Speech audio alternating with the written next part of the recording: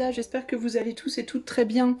Alors aujourd'hui je vous fais une petite vidéo dont j'avais parlé dans la communauté, c'est pas une guidance mais je voulais vous faire une vidéo sur ma pratique de la cartomancie, enfin de la cartomancie en général, enfin de cartomancie, runomancie, etc. etc. Simplement pourquoi pour vous expliquer un petit peu comment moi je vois les choses. Ça fait 2 ou 3 ans maintenant que j'ai ouvert ma chaîne et je sais pas, c'est depuis 2019 je crois. Et j'ai jamais vraiment pris le temps en fait d'expliquer ce que je faisais, comment je le faisais, etc. etc. Je dis des petits morceaux ici et là dans des vidéos à droite à gauche, mais j'ai jamais vraiment pris le temps de faire une vidéo pour expliquer un peu comment je voyais les choses. Alors évidemment ça n'intéressera pas tout le monde, mais il n'y a pas de problème. Mais pour les gens qui s'intéressent à la cartomancie, à la runomancie, aux oracles, à la médiumnité, etc., je pensais que ça pourrait être peut-être un partage qui pourrait vous intéresser. Alors, la première chose que je vais vous dire, c'est mon parcours déjà. Par contre, je vais essayer d'être assez rapide surtout parce que j'ai pas envie que ce soit une vidéo de 2 heures. Je pense pas que ce soit nécessaire. Donc moi en fait j'ai commencé les tarots avec ma maman quand j'avais 9 ans, à peu près 8 9 ans. J'avais une maman qui s'intéressait beaucoup aux cartes. Alors elle pratiquait les cartes. D'ailleurs c'est une chose dans laquelle j'ai envie de me plonger en ce moment, mais elle pratiquait les cartes à jouer de base, un jeu de 32 cartes. Et elle avait un livre qui s'appelle le livre de Lydia. Et elle utilisait donc son jeu de 32 cartes et son livre de Lydia pour se tirer les cartes à elle et occasionnellement à ses copines, mais c'était de manière très très, comment dire, ludique, hein. C'était juste plutôt pour le fun. Et puis avec le temps, elle s'est acheté un tarot de Marseille. Elle s'est fait conseiller par une voyante qui vivait à Dijon, une voyante médium de Dijon qui s'appelait Ludivine, il me semble, à l'époque. Ça remonte à très loin. Ça remonte à genre 20 ans, 30 ans par là. Donc elle se faisait, elle allait voir, elle avait une voyante en fait qu'elle allait voir tout le temps et cette voyante-là lui a expliqué un petit peu comment elle faisait et puis parce qu'elle a vu en ma mère des capacités en fait, donc elle a aidé à développer un petit peu ça. Et donc ma mère s'est mise à pratiquer le tarot de Marseille et puis moi j'ai appris en fait en la regardant faire tout simplement, hein, j'ai appris les cartes du tarot de Marseille avec ma mère, voilà. En la regardant pratiquer, j'ai évolué comme ça.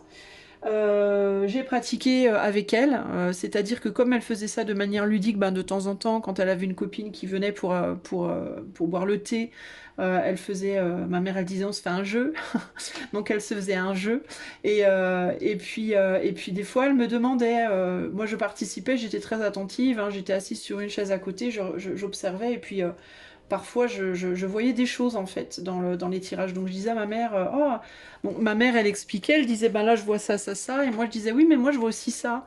Ah je vois ça là, puis je vois ça là. Enfin je commençais comment dire, à absorber le truc en fait et à dire tiens moi je vois ça, je vois ça, je vois ça. Et donc ma mère au bout d'un moment elle me demandait, quand je disais rien, elle me demandait tiens toi qu'est-ce que tu vois? Est-ce que tu vois des choses que je vois pas? Et du coup on approfondissait les jeux comme ça à deux. Et puis moi ça m'a permis de développer, donc ça m'a permis d'apprendre les cartes du tarot et les cartes du jeu de 32 cartes. Alors le jeu de 32 cartes je me souviens pas hyper bien parce que ça remonte à loin. Et moi je les ai jamais fait moi personnellement dans ma vie d'adulte. Je me souviens que il me semble que le 9 de carreau c'est le retard, le 8 de pique je crois que c'était la maladie, la dame de pique c'est la femme veuve. Enfin je me souviens de quelques petites choses comme ça, mais je saurais pas me souvenir d'absolument tout parce que c'est vraiment loin. Et j'ai pas de livre là-dessus, je comptais m'en procurer d'ailleurs, parce que j'ai envie d'y retourner, mais moi j'ai envie d'aller explorer le jeu de 54 cartes. Donc on va voir si j'y arrive avec le temps. Bref, et donc c'est comme ça que j'ai appris. C'est comme ça que j'ai appris, on va dire, la symbolique de base des tarots. J'ai jamais acheté de livre sur les tarots, déjà parce que j'aime pas apprendre comme ça, et puis j'en ai jamais vraiment éprouvé le besoin. Au cours des années, j'ai pratiqué un petit peu pour moi quand j'étais ado, une jeune ado, pour moi, pour mes copines, pour rigoler. Puis après, avec le temps, j'ai un peu laissé tomber. J'ai vécu ma vie, en fait, hein, véritablement. Et j'ai repris, les pratiques ésotériques en Irlande. J'ai vécu 6 ans en Irlande. J'y suis allée à l'âge de 24 ans. Et j'ai découvert en Irlande les runes. Alors les runes, c'est ça. Pour les gens qui ne savent pas, C'est ces petites pierres là, avec des symboles particuliers, vous voyez. Ça s'appelle le futark, donc l'alphabet runique. Alors il y a différents types d'alphabet runique, hein. Il y a un alphabet qui est beaucoup plus ancien. Mais moi je connais pas toute l'histoire des runes parce que je suis pas une rune master, une maître runiste ou une runomancienne, on va dire affirmée. Mais j'ai découvert les runes en Irlande en fait, et c'est elles qui m'ont ramené sur le chemin de de la divination. Je m'y suis beaucoup intéressée. Je les ai beaucoup pratiquées et je me suis remise dans la divination par les runes uniquement. Et les premiers tirages sur YouTube que j'ai fait, la toute première chaîne YouTube que j'ai faite, je l'ai faite uniquement avec les runes. Ça remonte à, je sais pas, 4, 5, 6 ans en arrière, parce qu'avant d'avoir cette chaîne-là, j'en avais eu deux autres, j'avais fait deux autres tentatives précédentes, mais j'étais trop immature, entre guillemets, à l'époque pour que ça fonctionne. Et j'avais fait uniquement avec les runes. Et la deuxième chaîne, j'avais introduit aussi de l'art. Je faisais des créations artistiques et je lisais par mes peintures, par les peintures que je faisais ou les dessins digitaux. Ouais, je sais pas si ça se dit que je faisais. Parce que j'aime bien aussi utiliser l'art comme base de voyance. Et en fait, le tout premier jeu de tarot que je me suis acheté, donc c'était après que j'ai eu... c'était la deuxième chaîne, je crois que c'était la deuxième chaîne. J'ai acheté le tarot noir, donc ce tarot-là. Que j'ai devant moi. Je vais vous expliquer un peu comment ça fonctionne très rapidement. Je me suis réimprégnée en fait du tarot et c'est là que j'ai commencé vraiment à utiliser le tarot et les oracles sont venus encore après, en dernier en fait, dans ma pratique. Donc moi, ma pratique, elle se fait de manière... Alors, pour le coup, j'ai jamais pris de cours de tarot. Je n'ai jamais eu de cours de rien. Ni de tarot, ni de runes, ni de médiumnité, ni de méditation, je n'ai jamais pris de cours de rien en ce qui concerne ma vie spirituelle. Mon cheminement, il s'est fait uniquement pour et par moi-même.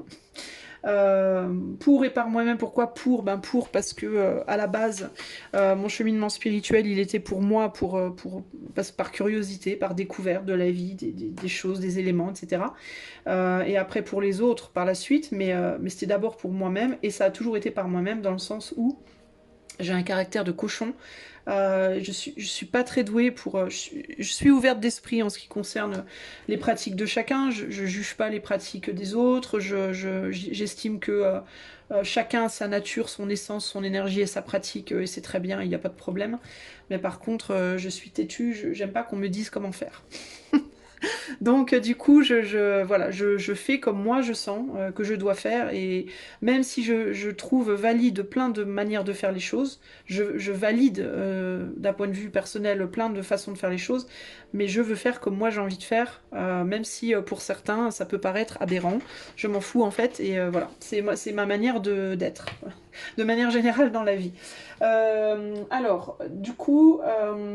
comment je pratique, qu'est-ce que je pratique, qu'est-ce que j'utilise le plus et comment je l'utilise. Alors ce que je vais utiliser le plus en ce moment de ma vie, c'est clairement les tarots et les oracles. D'accord, en ce moment, dans cette période de ma vie, c'est là-dessus que je suis. Ça ne veut pas dire pour autant que je ne vais pas changer. Il est très possible que dans 6 mois ou un an, je sais pas, une mouche me pique et boum, je change radicalement tout parce que j'ai tendance à faire ça. Il n'y a pas longtemps, une mouche m'a piqué, j'ai eu envie de faire des canalisations, et puis finalement, et puis j'en fais toujours, mais moins. Parce que simplement je sens que je dois en faire moins. Pour autant j'adore ça, donc je sais que ça reviendra. Les runes, je les adore mes runes, hein. J'en ai fait beaucoup au départ, mais j'ai plus envie pour le moment, donc je ne les touche pas. Pour autant je sais que ça reviendra un jour ou l'autre.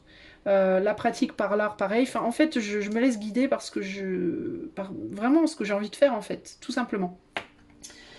Donc les gens qui pourraient avoir envie de poser la question, mais qu'est-ce qui est mieux de faire? Qu'est-ce qui vaut mieux? Qu'est-ce qui est préférable? Bah, il n'y a rien qui est préférable, en fait.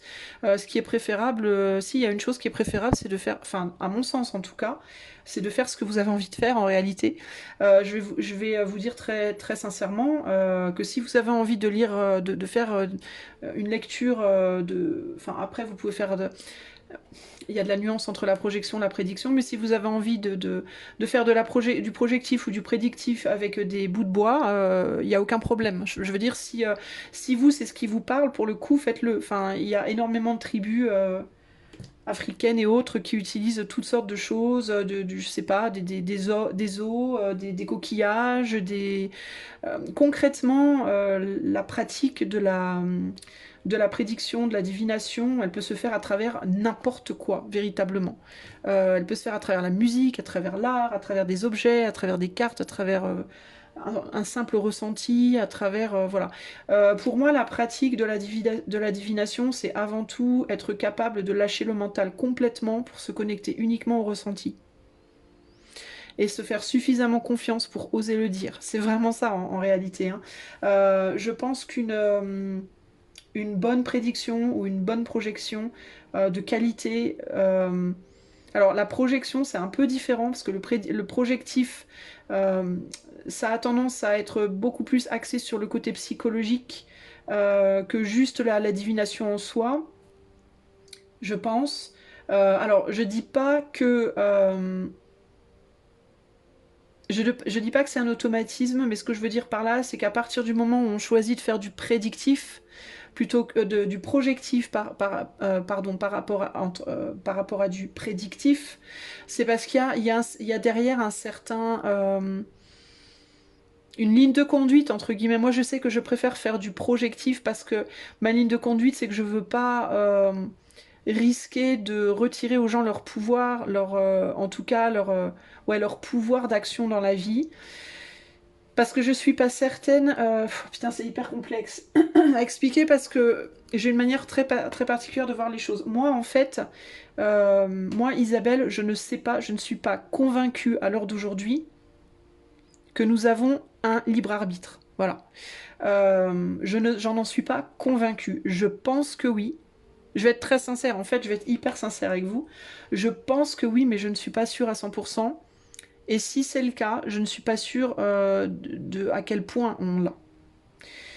Parce que en fait, plus j'étudie, enfin c'est pas une étude en fait que je fais, mais plus je réfléchis en fait sur différents thèmes spirituels, différents angles de voir les choses, et plus j'ai le sentiment que finalement on n'a pas beaucoup de libre arbitre. On a peut-être très peu de libre arbitre, voire peut-être même pas du tout, mais on s'en rend absolument pas compte, et on se convainc qu'on en a un. Mais je ne suis pas moi-même convaincue de ce que je dis là quand je le dis. C'est un ressenti que j'ai, mais je peux pas vous le... C'est pas quelque chose que je pourrais expliquer noir sur blanc ou par A plus B, etc. Vous voyez ce que je veux dire? Donc projectif, prédictif, pour moi, c'est très délicat. Je pense que concrètement, les deux sont possibles. Mais moi, je pense aussi que faire des prédictions, c'est un peu... ça donne une tendance aux gens à vouloir se mettre les doigts de pied en éventail et à ne rien faire et à attendre que ça tombe tout cuit dans une assiette. Alors que le projectif, projeter des possibilités, ça donne aux gens plus la sensation qu'il faut faire quelque chose quand même pour que ça arrive, que ça va pas se passer comme ça en claquant des doigts. Là où c'est délicat, là où la frontière est délicate, c'est que il y a des personnes qui sont capables de prédire l'avenir véritablement. Et d'ailleurs, moi, dans mes projections, j'ai déjà projeté des choses qui se sont produites plusieurs fois, plein de fois en réalité. Donc du coup, je sais pas. Est-ce que j'ai pas la preuve qu'en ne faisant rien, ça se serait produit quand même, et j'ai pas la preuve que le fait de faire quelque chose concrètement pour y arriver change la donne. Voilà. Est-ce que véritablement il y a un destin qui est tout tracé et quoi qu'on fasse quelque chose ou pas, ça se produira comme ça ou pas? C'est là que moi, je j'ai pas de certitude. Donc à partir du moment où moi j'ai pas cette certitude, je peux pas vous essayer de vous convaincre de quelque chose duquel moi je suis pas convaincue. Mon cheminement personnel est en train d'essayer de chercher des réponses à ça. Voilà, des réponses que j'ai pas trouvées. Et du coup, je ne sais plus comment j'en suis arrivée là, c'est ballot. Alors du coup, moi personnellement, à l'heure d'aujourd'hui, je préfère quand même par précaution Travailler plus en projectif, c'est-à-dire ne pas dire aux gens bah, la semaine prochaine tu vas rencontrer machin, mais dire aux gens il est plus probable que ça arrive à tel moment, mais pour que ça arrive il faut aussi que toi peut-être tu fasses ça, ça, ça. Dans le doute, il vaut mieux, à mon sens, euh, ne pas retirer le pouvoir des gens pour qu'ils puissent faire un travail pour être, on va dire, plus sûr, entre guillemets, d'y arriver, plutôt que de prendre le risque de leur dire de ne rien faire du tout et que de toute façon ça va se passer et que du coup ça flanche parce que peut-être qu'ils auraient dû faire quelque chose. Vous voyez ce que je veux dire? Donc c'est délicat, quoi. Donc moi, je travaille plus personnellement en mode... je vais essayer de voir où la personne se situe psychologiquement. Je vais essayer de voir vibratoirement, énergétiquement l'état de la situation et par rapport à ce que la personne veut réaliser ou là où elle veut aller entre guillemets dans sa vie, selon le domaine, etc. L'aider, essayer plus de l'aider, de l'accompagner sur comment faire pour que ça se mette en place plutôt que dire c'est blanc, c'est noir. Quoi que tu fasses, ça changera rien. Moi, je crois pas vraiment en ça. D'accord? Donc, moi, c'est comme ça que je travaille. Je travaille plus en projectif. Donc, la prédiction, c'est vraiment dire il va se passer telle chose à tel moment. La projection, ça serait plus de dire pour que telle chose puisse se passer, il te faut faire ça, ça ou ça. Éventuellement, regarder si il est plus probable que ça se passe ou que ça se passe pas par rapport aux énergies présentes. Enfin bon bref, c'est toute une histoire. Je vais peut-être trop loin dans la pratique, mais vous voyez ce que je veux dire globalement. Au niveau de ma pratique, donc j'utilise les tarots principalement avec des oracles. En ce moment, je suis dans une phase où j'aime bien allier les deux. J'aime bien allier l'énergie du tarot avec l'énergie de l'oracle parce que je me fie beaucoup à l'imagerie.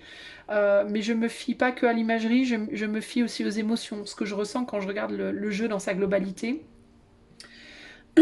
Si j'ai par exemple ce mât-là, de ce tarot-là, avec une carte oracle de n'importe quel oracle, que j'ai pas d'ailleurs sous la main, avec la carte amour par exemple d'un oracle, je vais ressentir quelque chose de spécifique autour de ces deux imageries-là. Si je prends la même carte du mât d'un autre tarot, avec la même carte de l'amour d'un autre oracle, j'aurais pas du tout la même sensation.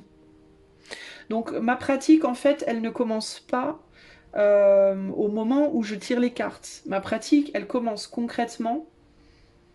Elle commence concrètement au moment où je sais que je vais faire un tirage. Parce qu'à partir du moment où je me dis, bon, je vais faire quoi comme guidance aujourd'hui? Tiens, j'ai envie de faire une guidance, va-t-il revenir par exemple, le truc lambda, va-t-il revenir? À partir du moment où je sais que je vais faire ça, il commence à me venir des choses. Et je suis extrêmement à l'affût de tout ce qui se passe. Donc je vais être à l'affût sans l'être en fait, donc c'est là que c'est délicat, c'est qu'il y a un besoin d'être à l'affût mais sans être trop à l'affût parce qu'il ne faut pas que le mental prenne le dessus, il ne faut pas aller chercher les choses, il faut être dans un état, il faut arriver à se mettre dans un état, je ne sais pas comment vous expliquer, psychologique, de comme une espèce de transe, mais c'est pas une vraie transe, genre vous avez les yeux comme des ronds de billes et vous êtes en mode en train de baver des gouttes, mais de semi-transe où vous êtes en mode, en même temps, vous écoutez, entre guillemets, les choses qui viennent à vous. Ça peut être une musique qui vous vient en tête, ça peut être un bruit que vous entendez, ça peut être là où vos yeux se mettent, là où votre regard se porte.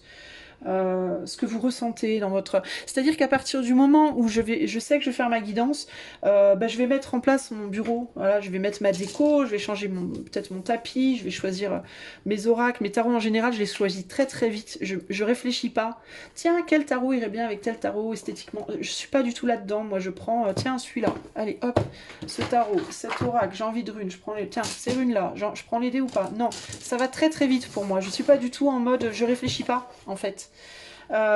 Et pendant que je fais mon truc, il va me venir une musique, un mot en tête, une sensation, genre froid, genre chaud, je sais pas, genre du mal à respirer, au contraire je vais respirer bien, je sais pas comment vous expliquer, il va se passer tellement de choses en fait autour de moi, en moi, dans mon corps, dans ma tête, dans mes ressentis, autour de moi, dans la matière, peut-être il y a un truc qui va tomber, peut-être je sais pas, et tout ça en fait moi je le prends en compte. Tout ça, je le prends en compte, en fait, ça joue dans ma guidance. C'est pour ça, quand je vous dis, quand je fais une guidance, par exemple, où je parle de manière assez sèche, Parfois, je suis dure quand je parle. Parfois, je suis hyper dure. Et je le sais, hein, les amis. Hein. Croyez pas que je suis insensible. Au contraire. Justement, je le sais. Mais je veux pas l'enlever parce que pour moi, ça fait vraiment partie de l'expérience, en fait. Tout, pour moi, fait partie de l'expérience. Les tarots que je vais choisir, les oracles que je vais choisir, la manière dont je vais mettre en place la table, les émotions qui me parcourent, si j'ai chaud, si j'ai froid, si... Bref. Et tout ça, en fait, vient, joue pour moi, rentre en compte dans ma lecture, véritablement. Ma guidance commence au moment où je mets en place. Elle ne commence pas au moment où je mets le on sur la caméra et que je commence à vous dire hello. Elle a commencé bien avant, en fait, ma guidance déjà. Et elle se termine souvent bien après. Parce que très souvent, quand je fais off, il se passe encore des choses et il me vient parfois des choses où je dis merde, j'aurais dû dire ça, je vois ça maintenant, je le vois après en fait. Et parfois je mets un petit mot dans les commentaires, parfois je me dis bon tant pis, c'est que ça devait pas être. Mais ma guidance, elle se termine véritablement avant, au moment où j'ai décidé ce que j'allais faire, et elle se termine au moment où je vais aller me laver les mains, parce qu'après chaque guidance, je me passe toujours les mains sous l'eau, je me lave les mains, je remélange mes jeux, je remets mes jeux à zéro, entre guillemets, je les purifie comme ça. Je débranche tout. Le téléphone, la lampe, je débranche tout, je remets tout, je change la disposition. En fait, c'est comme si je prenais mes mains et que je faisais ça et que je... ce qui me vient dans la tête, là, c'est wipe out. Wipe out, c'est-à-dire j'enlève tout. Voilà, je détruis tout. Tout est détruit. Quand je fais une guidance pour quelqu'un, je prends un papier. Merci Françoise pour les petits papiers. Je prends un papier, j'écris noir sur blanc le nom de la personne, et j'écris exactement ce que je vais faire. Et à la fin de chaque guidance, je le détruis le papier. C'est ma manière en fait de créer le lien énergétique et vibratoire et de le détruire. Je veux pas rester connectée à la personne en fait. Du moment où j'ai créé le lien, je ressens des choses. Et je ne me déconnecte que quand je détruis le lien. Vous voyez, c'est ma manière de me protéger, c'est ma manière de me purifier. Pour les gens qui se demandent qu'est-ce que tu fais comme purification, bah c'est ça. En fait, j'ai pas véritablement... Alors, je suis pas dans la croyance de trop... Je suis pas une grande fan de... Bon, j'aime bien l'encens, tout ça, machin. Parfois, ça m'arrive de nettoyer à la sauge, mais... En fait, j'ai pas l'impression que ça change grand-chose. Je vais être très sincère. Que je le fasse ou que je le fasse pas, moi, concrètement, je vois pas une grosse différence. Voilà. Je le fais véritablement quand j'ai la sensation que je dois le faire, qu'il y a une forme de lourdeur, encore une fois, quand j'ai fini mes tirages et que je me sens pas très bien, j'ai l'impression qu'on m'observe, que je me sens un peu parano, là je fais. Parce que là je sais qu'il faut. Mais si je termine une guidance et que je me sens bien, je me sens zen, tout est zen autour de moi, je vois pas l'intérêt. J'ai pas vraiment de gris-gris. Alors oui, j'ai toujours mes petites pierres et tout, mais pour moi c'est plus la déco, les pierres. Moi, je suis pas lithothérapeute, j'y connais rien. Vous voyez bien dans mes guidances, je sais jamais le nom de mes pierres. Je les aime bien beaucoup plus pour le côté la déco finalement qu'autre chose. Mais j'ai pas une forte croyance dans ces choses-là, je dois vous le dire. À tort ou à raison, peu importe, c'est pas le sujet, mais voilà. Que vous dire d'autre? La pratique, alors les tarots, pour les tarots, les oracles, c'est plus sur le plan intuitif. Les oracles, je ne lis jamais les livrets. D'ailleurs, je lis pas les livrets des tarots non plus. C'est extrêmement rare que je lise les livres. Quand j'achète un oracle ou un tarot, moi, ce qui m'intéresse, c'est mes cartes. Les livres, oui, ok, mais ça m'intéresse pas. Parce que encore une fois, c'est le point de vue de la personne qui a créé le tarot ou l'oracle que je respecte évidemment. Mais moi, ce qui m'intéresse, c'est pas le point de vue, c'est la magie du jeu. C'est l'essence, l'énergie et la magie du jeu. Ultimement, mon but, c'est pas de lire mes tarots et mes oracles comme la personne qui les a créés le veut. Moi, je veux lire mes tarots et mes oracles comme moi je le veux. Si j'achète un tarot ou un oracle, c'est parce qu'il me je vibre avec. J'ai un kiff, ça m'attire. Il y a un aimant, hein, il y a quelque chose qui m'aimante entre guillemets. Mais je l'achète pas pour savoir comment la personne qui l'a créé voit la tarologie, la runomancie ou ça. Je m'en fous un peu. C'est pas le but. Si j'ai envie de le savoir, j'irai lire le livre, mais je n'ai pas envie de le savoir, ça m'intéresse pas. Moi, je veux faire mien les créations que oui, que je me procure en fait. Hein. Voilà, donc c'est comme ça que je fonctionne. parfois, je lis le livre dans le cadre des guidances pour donner des conseils. Si je lis le livre d'un oracle ou d'un tarot, ça va être pour donner un conseil parce que dans certains oracles et certains tarots, pas tous, dans la plupart des tarots, il y a la signification de la carte, mais dans certains tarots, il y a un conseil basé sur la signification de la carte. Donc j'aime bien des fois utiliser ça, mais c'est plus pour le côté fun de la guidance qu'autre chose. Ok. Au niveau de la tarologie, de la cartomancie, de la runomancie, etc., il y a les runomanciens qui sont des spécialistes des runes, qui connaissent parfaitement les runes, qui les connaissent en profondeur, qui les ont utilisées pendant des années. Moi, je ne suis pas runomancienne à proprement parler. Je me débrouille pas trop mal, mais je ne suis pas une grande spécialiste de la runomancie. Et on a les tarologues qui, eux, sont des spécialistes du tarot, c'est-à-dire qu'ils ont étudié véritablement la symbolique des cartes de tarot en profondeur. Moi, je n'ai pas étudié la symbolique des cartes de tarot en profondeur. Sachez-le, je ne suis pas une tarologue à proprement parler. Je suis une cartomancienne, c'est-à-dire que j'utilise les cartes de manière générale. Il n'y a pas d'oraclomancien, ça n'existe pas. Les oracles ne sont pas une spécialité, les oracles sont un outil de support comme les osselets, les coquillages, voilà. Il y en a qui ont décidé, il y a des personnes qui ont décidé un jour de faire des petites cartes pour se tirer les cartes comme ça, et puis c'est devenu quelque chose de gros. Maintenant, il y a plein d'oracles qui existent, mais il n'y a pas de pratique de l'oraclomancie, ça n'existe pas. C'est plus un support intuitif. On regarde les images, le ressenti global, et puis la signification, le mot ou les mots-clés de la carte, et voilà. Après, il y a des oracles qui vont beaucoup plus en profondeur, qui vont intégrer de la numérologie, qui vont intégrer comme le I Ching, les oracles du I Ching qui vont intégrer certaines philosophies, certains systèmes de voyance d'autres cultures, qui vont intégrer l'astrologie, qui vont intégrer ça. Et donc là, on a les numérologues, les astrologues, les I Chingologues, si ça existe, j'en sais rien. On a des spécialités qui peuvent être utilisées pour créer un oracle, mais les oracles en eux-mêmes, il n'y a pas de spécialité de la lecture d'oracle, ça rentre vraiment juste dans la cartomancie. Voilà pour ce qui est des pratiques. Alors sinon, j'utilise les dés, j'utilise la numérologie dans mes tirages. Parfois, j'utilise l'astrologie un tout petit peu. La numérologie, je connais plus au niveau de la numérologie qu'au niveau de l'astrologie, mais en même temps, c'est un peu plus simple. L'astrologie, je l'utilise très peu parce que je connais vraiment que les bases. J'utilise l'art, la musique, la médiumnité dans le sens de... je crois que c'est la clairaudience, la clairsentience quand on ressent. Donc le ressenti, j'utilise en fait ce que j'entends dans ma tête, mais pas ce que j'entends dans ma tête, mes pensées, parce que j'arrive à faire la différence entre mes pensées et les messages que je reçois. Mes pensées, en fait, c'est quand je commence à réfléchir et qu'il me vient des choses. Et ce que j'entends, entre guillemets, concrètement, c'est des choses qui me viennent, mais je vois pas pourquoi, en fait. Si je me demande comment c'est arrivé là, I don't know.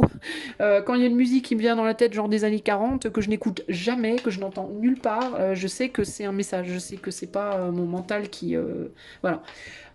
Parfois, j'entends... alors, c'est difficile à expliquer, une voix, mais c'est pas une voix en mode, c'est pas une conversation ou des grandes lectures, mais je vais entendre par exemple plume. J'ai une plume, je regarde la plume là-bas, donc c'est l'exemple qui me vient. Plume.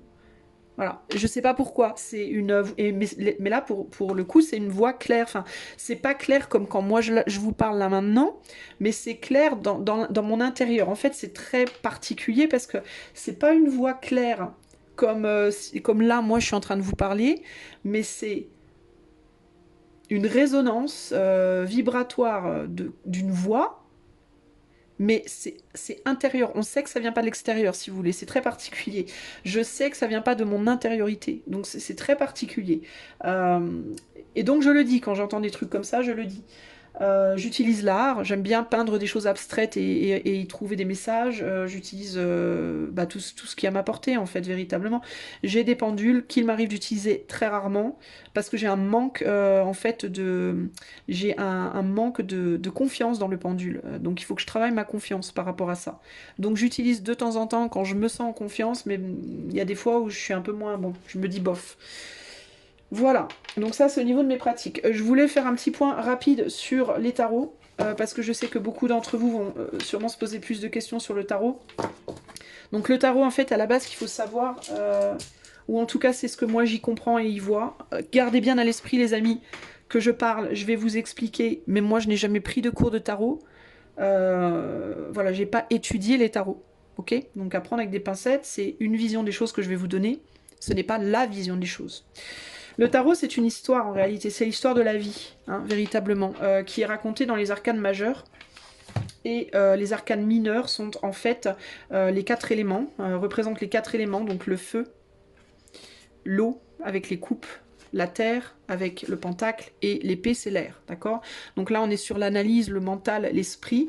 Là on est sur la matérialité et tout ce qu'elle représente. Avec la coupe on est sur les émotions et le monde intérieur de manière générale. Et avec le bâton on est sur le feu. Donc la coupe c'est l'eau, les émotions, le feu, l'action, la conscience, ok? Les arcanes, donc là je vous ai mis que les as, mais on a toutes les arcanes, ça va de l'as au 10 ou du 10 à l'as, selon comment vous voulez voir ça. Et en fait, c'est des cartes, on va dire, d'approfondissement du chemin de la vie. C'est pour aller, on va dire, en profondeur dans les choses. Je ne vais pas vous passer en revue tout le tarot, mais en gros, voilà. Donc en fait, c'est l'histoire de la vie, hein, le tarot. Hein. Ici, on a la naissance. Alors, on a la carte du fou ou du mât, qui peut être la carte 0 ou la carte 22, et qui selon les tarots, selon les systèmes, va être placée en début de jeu ou en fin de jeu. D'accord?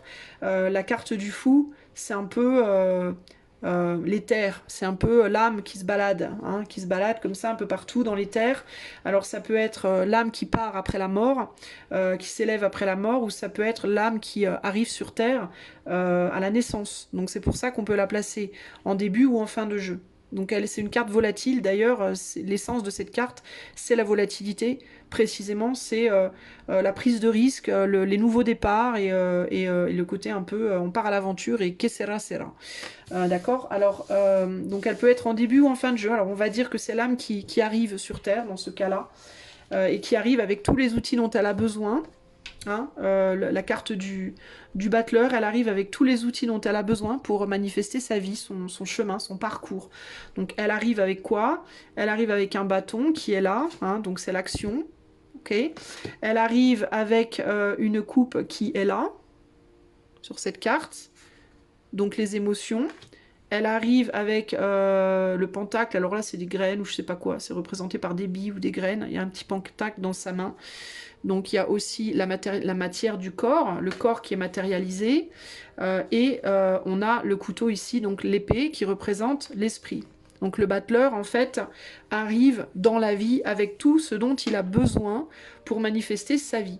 Alors à savoir que tout ce dont on a besoin ne veut pas nécessairement dire équilibre. D'accord? On va arriver, selon le thème astral de chacun, on va arriver avec plus de couteaux que de pentacles, plus de pentacles que de coupes, ou plus de coupes que de bâtons, etc. etc. On va arriver avec des charges, entre guillemets, énergétiques, au niveau des 4 éléments, qui vont être plus ou moins équilibré, plus ou moins balancé selon la personne et selon, je pense, son chemin, entre guillemets. Alors, on arrive, donc cette âme arrive donc sur Terre, elle arrive avec tous les outils dont elle a besoin concrètement pour avancer sur son chemin, et avec la sagesse de ses vies passées. Pour moi, ici, on parle, la papesse, je la vois comme ça, la sagesse et les secrets, toute la sagesse et les secrets des vies passées, et avec un soutien éthérique. Ici, on est sur un livre ouvert derrière la tête de cette papesse qui est une vieille âme, qui a déjà voyagé, qui a déjà eu des histoires. On voit que son livre, ici, dans cette carte, il est blanc, tout reste à écrire, mais pour autant, elle a un livre derrière elle. Donc pour moi, ça insinue qu'elle a déjà vécu, elle a déjà compris, connu des choses. La carte de la papesse, c'est la carte de la sagesse, de l'intuition, mais aussi du secret. Donc c'est des connaissances secrètes dont on ne connaît rien en fait. On arrive dans cette vie avec des connaissances, avec des capacités, et on s'apprête, on arrive dans une circonstance où on est entouré d'une guide féminine, d'une guide souveraine et d'une autorité féminine, donc notre mère, et une autorité masculine, notre père, sans qui d'ailleurs nous ne serions pas là. Rappelons les choses quand même pour ce qu'elles sont. Donc, souveraineté féminine, souveraineté masculine, guide féminine, guide masculin, autorité féminine et masculine.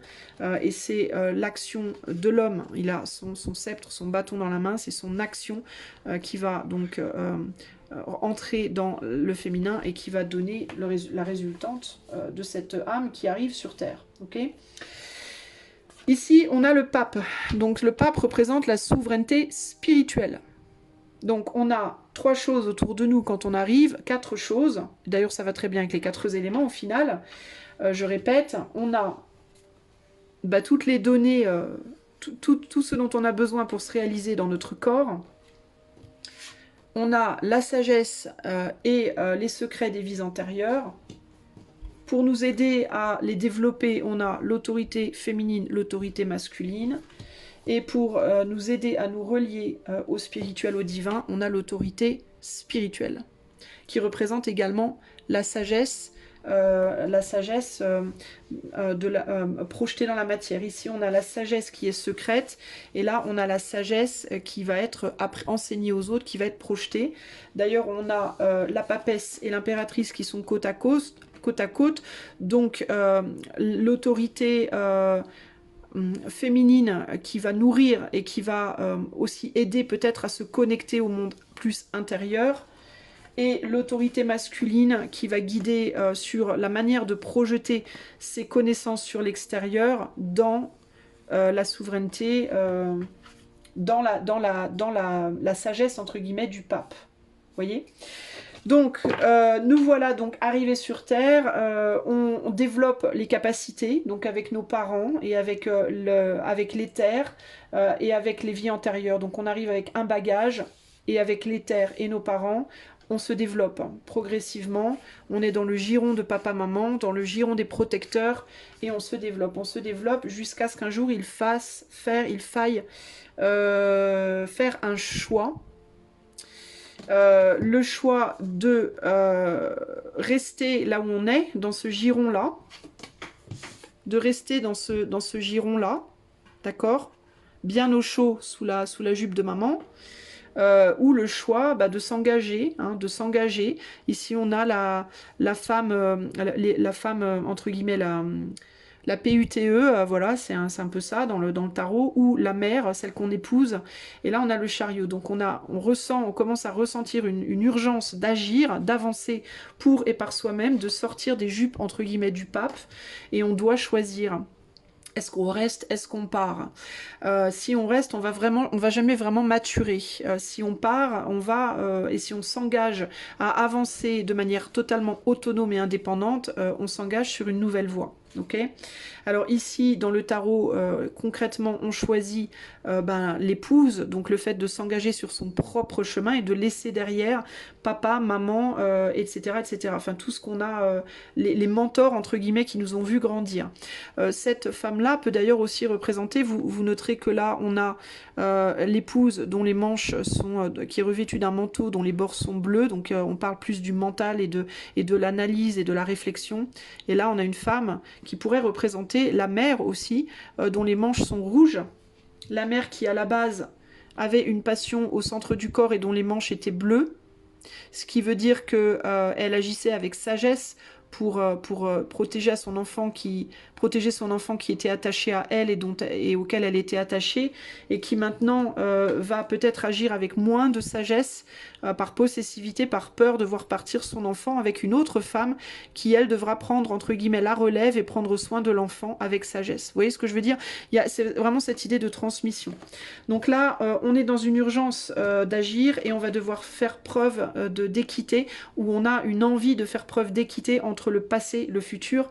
Théoriquement, ici, on a un cheval noir, un cheval blanc, un qui représente le noir, le monde intérieur, et donc les envies, les désirs, et le cheval blanc, le fait d'agir, d'aller se projeter dans la matière, et donc il faut trouver l'équilibre entre le cheval noir et le cheval blanc, et pour ça on va devoir faire un travail intérieur en solitaire, un travail de réflexion et de connaissance de soi en solitaire, en utilisant toutes les expériences du passé pour pouvoir avancer. Vous voyez que la roue, elle retourne en arrière pour pouvoir aller de l'avant. L'ermite peut représenter le besoin de rester seul pendant un temps avant de s'engager dans quoi que ce soit pour essayer de voir comment est-ce qu'on est bien prêt finalement à avancer seul ou pas et comment on peut utiliser le passé pour aller de l'avant. L'ermite, ici aussi, regarde vers le passé, vers ses parents, vers ce qu'il laisse derrière et il a l'air un peu triste et un peu seul, comme s'il avait peur de quitter finalement le giron, et il peut avoir une envie pressante de retourner en arrière pour sa protection, ce qui pourrait représenter la force que va demander à cette personne de lâcher le passé pour pouvoir aller de l'avant. Hein. Donc une besoin de maîtriser ses instincts, de vouloir retourner se protéger dans les jupes de maman pour au contraire arriver à agir et aller de l'avant. Ici, il y a un sacrifice qui va du coup devoir être fait, parce que pour que cette personne quitte ses parents et devienne autonome et indépendant, que ce soit un homme ou une femme, il va falloir que cette personne se mette en retrait de sa famille, se mette en retrait aussi de ce qu'il ou elle avait appris au sein de sa famille pour pouvoir enfin être son propre être. Donc, ça va être la première mort à soi-même, la première mort dans sa vie, de couper le passé, couper les parents, l'âge aussi où papa et maman meurent et où on doit se mettre en retrait temporairement, faire son deuil pour pouvoir faire son deuil de sa famille passée, de ses parents, de tout ça et se dévêtir de tout ce qu'on a appris pour renaître complètement étourdi, hein, comme cette tempérance nous le montre, d'une manière très très étourdie, comme une coquille vide, et être rempli d'une nouvelle âme, d'une nouvelle énergie. À ce moment-là, en général, on se rend compte dans sa vie que nous sommes peu de choses. Dit mon amie La Rose, qui est morte ce matin, c'est la chanson qui me vient en tête, c'est le moment de la vie, le moment où on perd ses parents, le moment où on perd ses amis, le moment où on perd son foyer, sa famille, etc., où il faut s'éloigner, où il faut s'émanciper. On se rend compte que finalement, on est peu de choses et que on est un petit peu les marionnettes d'énergie qui nous dépassent, le diable, l'énergie du diable, une énergie que tout le monde maudit et qui pourtant a sa place dans notre monde, même si on l'aime pas. C'est pour ça qu'on est un peu sonné. Elle a vraiment l'air toujours un peu sonnée, cette tempérance, dans les cartes traditionnelles, parce que elle est un peu vide, elle est un peu en mode, elle est comme lobotomisée par la mort qu'elle vient de subir, hein, par l'expérience qu'elle vient de subir, et c'est là que le diable, entre guillemets, la terre, la matière vient mettre dans cette personne une énergie nouvelle. C'est là qu'on renaît à soi et on passe d'un mode de vie où on fonctionnait avec la passion et le cœur et les émotions dans la jupe rouge, alors on passe à une manière de fonctionner qui est beaucoup plus froide, rationnelle et mentale. Ça s'appelle mûrir, hein, les amis. N'est-ce pas merveilleux ? Donc, je disais que on réalise que finalement on est peu de choses, qu'on est un petit peu le jouet des forces qui nous environnent, et il y a l'idée ici avec la tour de sortir de se faire projeter de sa tour d'ivoire, de réaliser que on n'est plus protégé, que finalement on est fragile, on réalise la fragilité de l'être et qu'on n'est plus protégé, et qu'à un moment donné la vie, l'énergie de vie, c'est l'énergie de construction, mais c'est aussi l'énergie de destruction, et qu'il faut néanmoins garder espoir, parce que les deux personnes qui sont tombées de leur tour, leurs énergies vont aller nourrir la terre. Donc il y a toute une réflexion à ce moment de la vie, ici en fait entre la mort et l'étoile.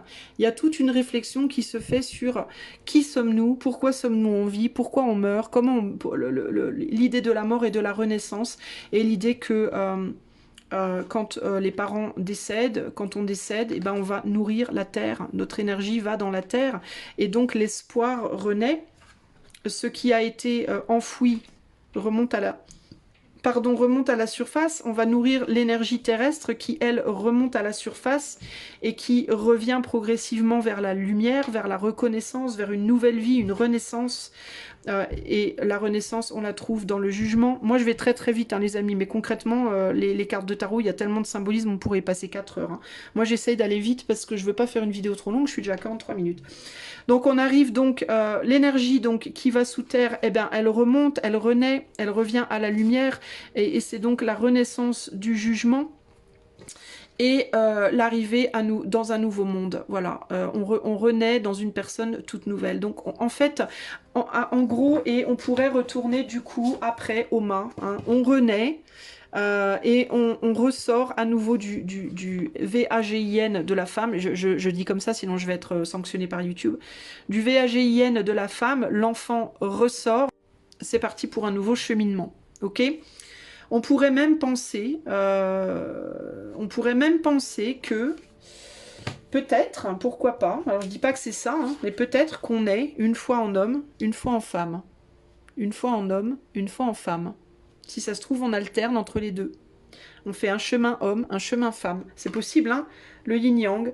Ça viendrait véritablement d'une manière logique par rapport au nombre 2 à chaque fois, le nombre de la dualité, véritablement, on a le 2 là, on a le 2 dans le diable, on a le 2 partout finalement. Donc il peut y avoir cette idée que peut-être on arrive en homme, on fait un trajet, hop, on repart en femme, on fait un trajet, on revient en homme, et ainsi de suite en fait. Hein. Et c'est parti pour une nouvelle aventure. Voilà, donc en gros, le tarot, les amis, c'est l'histoire d'une vie. Et c'est l'histoire aussi de plusieurs vies dans une vie, de différentes phases de la vie. Et toutes les arcanes mineures, bah, elles viennent en fait approfondir chaque énergie, chacun des éléments avec lesquels on entre dans la vie et avec lesquels on sort de la vie. Et comment ces éléments s'équilibrent, se balancent tout au long de notre vie, comment ils fluctuent tout au long de notre vie. En gros, moi, mon point de vue, c'est que on est censé essayer justement d'équilibrer ces éléments. Je pense que l'astrologie, par exemple, est un outil qui est très important, qui s'allie très bien dans le tarot. D'ailleurs, il est beaucoup représenté dans le tarot. Moi, je ne vais pas en profondeur, mais il est représenté dans le tarot. Et il s'associe, il s'allie très très bien avec le tarot, parce que c'est la carte, entre guillemets, l'astrologie, des éléments avec qui on arrive dans cette vie à chaque naissance.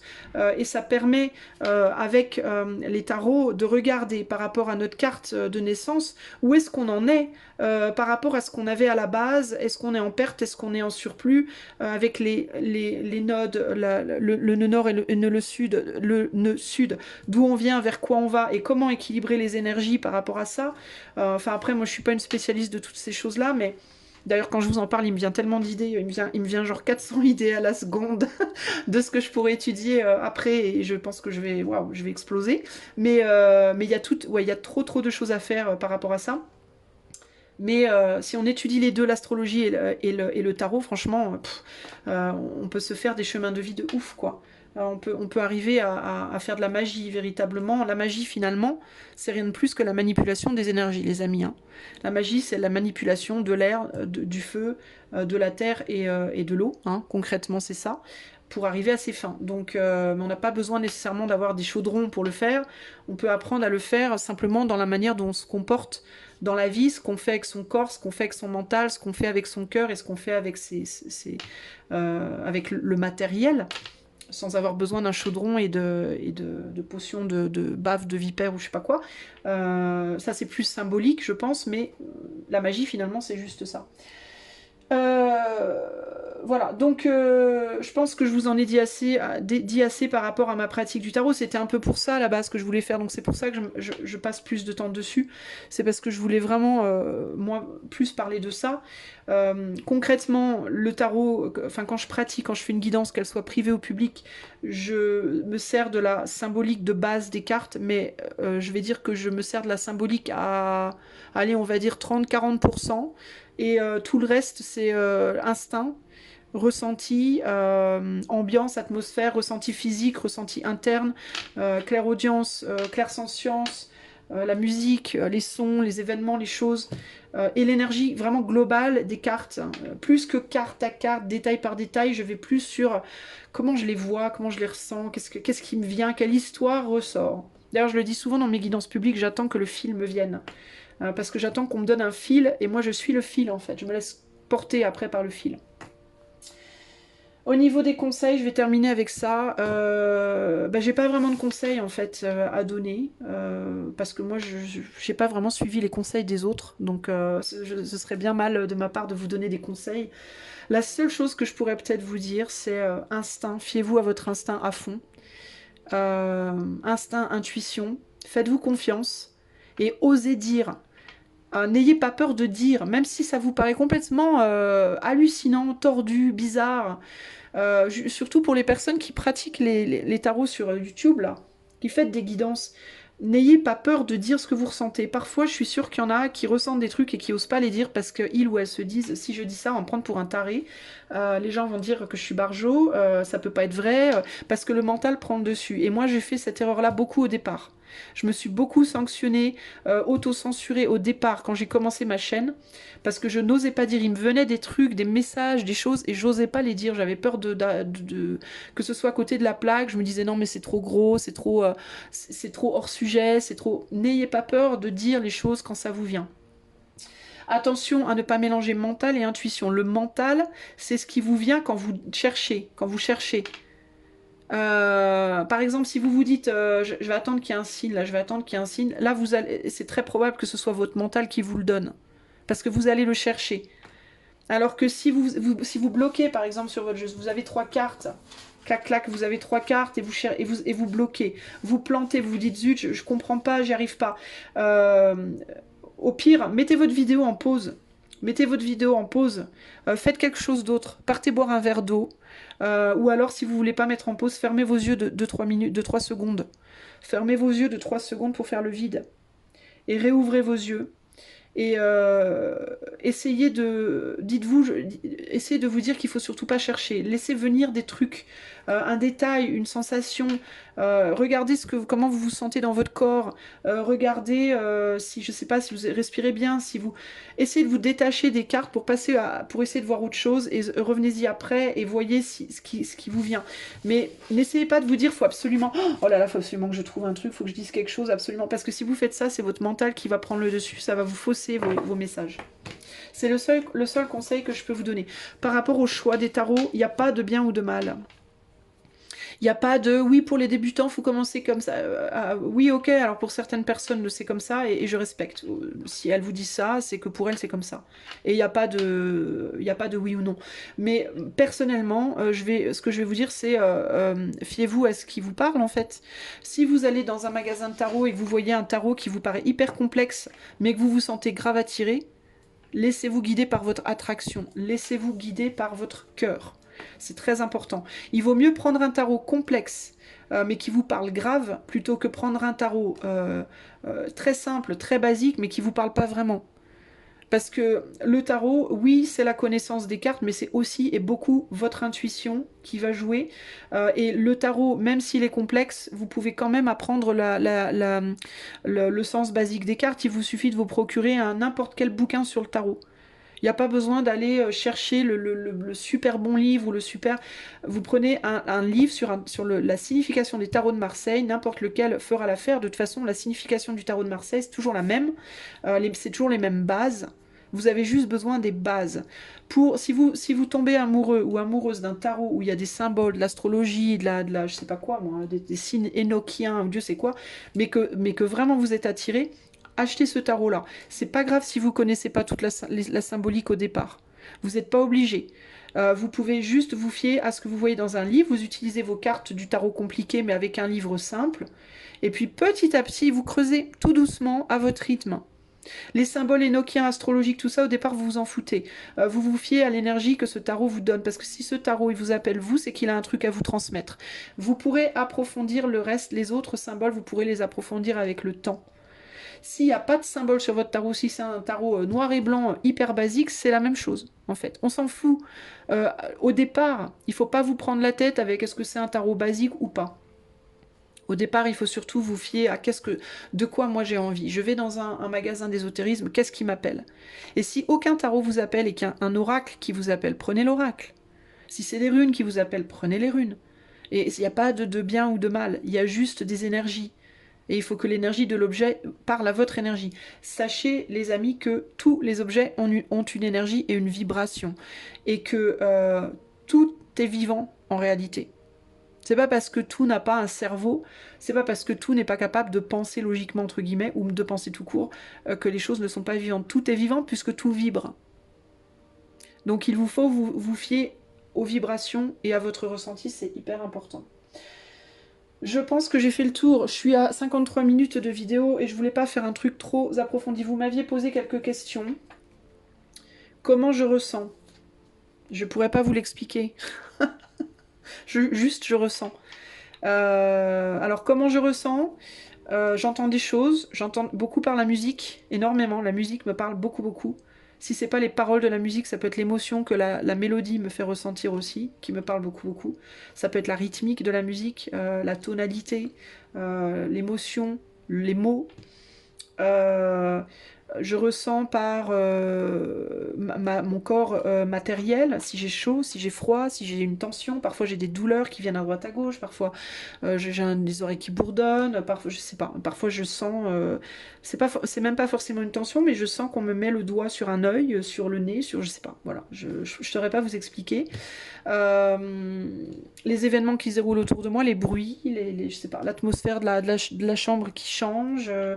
Je suis très très sensible à ça. Je suis sensible aux lieux, je suis sensible aux gens, je suis sensible à tout. Donc je ressens partout en fait. Et je me fie à ça. Talent ou don? Ni l'un ni l'autre. Pratique. Véritablement. De par ce que je vous ai dit, ma mère et tout ça, il y a des personnes qui pourraient dire c'est sûrement un don transmis par ta mère, je sais pas. Parce que je sais que ma mère le faisait, mais je sais pas si elle avait un don. Je sais pas si d'autres femmes dans ma famille avaient ce don. Je n'ai pas connaissance d'autres femmes dans ma famille qui aient pratiqué la cartomancie ou la médiumnité. Peut-être, je ne sais pas. Pratique pour moi. Intérêt très fort et pratique. Concrètement, j'ai toujours été très intéressée par l'occulte, par l'ombre. Moi, j'ai un grand intérêt pour l'ombre. J'aime énormément l'ombre. Je ne fais pas de magie, ni blanche, ni noire, ni rouge, ni verte, ni violette, ni quoi que ce soit. Je refuse de faire ça parce que pour moi, la magie, elle se fait tous les jours au quotidien dans sa façon de vivre. C'est juste qu'on le voit pas. Mais la magie, telle qu'on nous la vend, entre guillemets, le paganisme et tout le tralala, je fais hyper gaffe parce que je pense que c'est pratiqué par beaucoup trop de gens qui savent absolument pas ce qu'ils font, qui n'ont pas la maturité, qui n'ont pas la compréhension, qui n'ont pas les clés. Et je pense que ça peut être très dangereux. Mais moi, je ne pratique pas la magie. Je suis pas sataniste. Je ne crois pas en ces choses-là. D'ailleurs, je suis pas religieuse de rien, de personne. Je ne suis aucune religion, philosophie. Je ne suis que mon ressenti, que ma croyance à moi. Je pense que l'ombre est très belle, je pense que la lumière est magnifique, je pense que les deux ne font qu'un et doivent ne faire qu'un et ne doivent pas être séparés parce que pour moi, l'annihilation de l'ombre ou de la lumière, c'est destructeur au possible et c'est vouloir annihiler l'humanité et le monde et l'univers. Et déjà, je pense que c'est impossible parce que penser qu'une personne ait la capacité de faire ça, c'est penser qu'elle est au-dessus de Dieu. Et moi, je ne crois pas en ça. Je pense que personne n'est au-dessus de Dieu. Et que personne n'est Dieu d'ailleurs pour la petite histoire.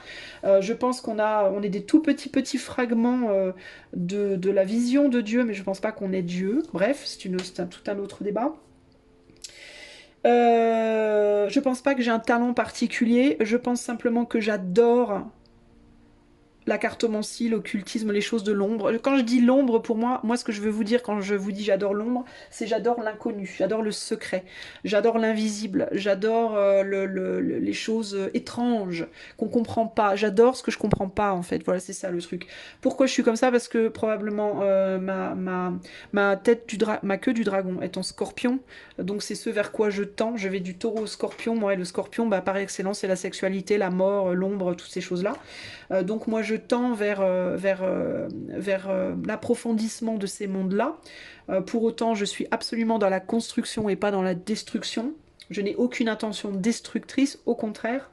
Mon intention en tant que cartomancienne, en tant que praticienne professionnelle, c'est de donner, d'encourager l'autre, d'assister, enfin pas d'assister, parce qu'assister, c'est pas forcément bon, de guider, d'être là, d'être une présence aidante pour que chacun trouve son propre chemin vers la lumière, vers l'ombre ou entre les deux. Ça concerne la personne, ça ne me concerne pas moi, c'est pas mon choix. Moi, je suis là pour lire la vibration, lire l'énergie, demander où tu veux aller et t'aider à y aller. Voilà, en gros, c'est ça, si possible. C'est le seul but que j'ai dans ma vie. J'ai aucun but de... Je ne détiens aucune vérité. Ça, par contre, je veux vraiment le dire. Je ne détiens pas votre vérité. Je ne détiens la vérité de personne. Je ne soutiens aucun parti politique. Je suis totalement apolitique. Je suis totalement pas religieuse. Je ne suis pas de philosophie. Voilà, je suis au milieu de tout, entre guillemets. Et je porte de la valeur à tout. Et mon but, c'est l'harmonie. En gros, moi, mon but, c'est l'harmonie. Pour les gens qui connaissent très bien l'astrologie, j'ai un stellium en balance. J'ai Mars, Vénus, Mercure, milieu du ciel en balance. Plutôt en balance. Donc j'ai beaucoup de planètes en balance. Donc moi, je suis vraiment à fond pour le juste milieu. Et donc, c'est vers ça que je tends. Mais j'aime aller chercher, en fait. Les secrets, les machins, j'aime chercher, voilà. Donc voilà, donc moi, ni don, ni talent, c'est juste grand intérêt, un grand amour de tout ça, et une recherche continue, constante, pratique constante, recherche constante. Je m'autorise à changer constamment, je m'autorise à évoluer constamment, je m'autorise à aller dans des chemins de traverse sans problème. J'ai pas de peur spécifique de toucher à quoi que ce soit. Je me fais confiance et je fais confiance à la force qui est avec moi. Je sais pas laquelle, mais on s'en fout. C'est pas le but de savoir parce que c'est pas ça qui m'intéresse. Ce qui m'intéresse, c'est mon chemin. Et c'est tout. Voilà, pratique. C'est la seule chose qui me porte. Évolution au cours des années, bien sûr, grande évolution au fil des années, grande évolution dans mes ressentis, dans ma capacité de canalisation. Pourquoi? Parce que je pratique énormément. Je pratique concrètement tous les jours, du lundi au dimanche, même si je fais pas de guidance, je pratique tous les jours, ou par les guidances que je fais pour YouTube, ou dans les guidances privées que je fais, ou dans la recherche, je lis en ce moment le Kybalion. Et je me questionne tout le temps en fait. Je me questionne tout le temps, je suis tout le temps à triturer mes tarots, à triturer un oracle, à triturer quelque chose, tout le temps, constamment. Donc en fait, oui, évolution, ben oui, grâce à ça. Vos évolutions personnelles aussi, ça va de pair. Mon évolution personnelle est liée à mon évolution spirituelle, donc oui, absolument. Voyance en canalisation seule, comment? Alors, une personne m'a demandé comment je fais pour faire une voyance en canalisation seule. En fait, je me connecte uniquement à mes ressentis. Je me connecte uniquement à la pièce qui est autour de moi, l'énergie qui est dedans, les choses qui s'y passent, ce qui se passe dans mon corps, ce qui se passe dans ma peau, ce qui se passe voilà, ce que j'entends intérieurement, et c'est tout. Et je me laisse porter par ça, et je me laisse guider par ça, et voilà. Et la durée, la dame me demandait comment je fais pour durer, pour faire une canalisation pure sur la longueur. Mais en fait, je calcule pas la durée. Si la canalisation est longue, elle est longue. Si elle est courte, elle est courte. C'est pas moi qui décide. Moi, je me laisse en fait, je me mets en mode paille. La paille pour boire, c'est-à-dire que la paille, elle est droite, elle est ronde, elle est creuse à l'intérieur. Donc tout circule. Moi, je suis juste la paille. Et je laisse circuler de haut en bas, de bas en haut, les énergies et les messages. Et au moment où je sens qu'il n'y a plus rien qui circule, ni de haut ni du bas, je sais qu'il faut que j'arrête. C'est aussi simple que ça en fait. Hein. Tant que des choses me viennent, je les prends, je les dis. Et quand je sens que ça commence à... Des fois je sens que ça commence à s'effilocher, il n'y a plus que des bulles. Tu sais, du fond du verre avec la paille, c'est le... Quand je sens que j'en arrive là, parfois je le dis, je dis bon, je sens que ça s'en va, je sens que ça diminue.